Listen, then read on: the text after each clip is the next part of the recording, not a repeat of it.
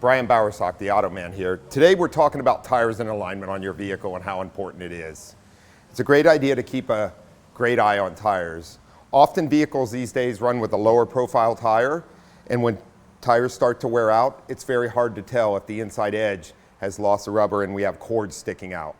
Tires wear a little differently on cars today because of the alignment angles, and if they're not aligned regularly and usually yearly like we recommend, tire damage can happen and you won't even notice it. So that's why we're always talking about tires and things to do. When it comes to tires, we're always looking to see, these are called the wear bars. But at the West Automotive Group, when your tires actually get the 44/32 of an inch, we recommend to replace them. Items that can cause tire wear are ball joints, control arms and bushings, tie rod end failures, and several other items, along with axle concerns.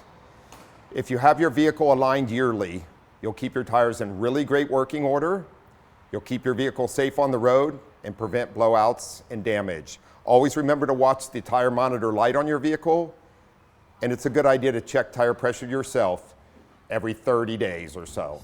I'm Brian Bowersock with the West Automotive Group.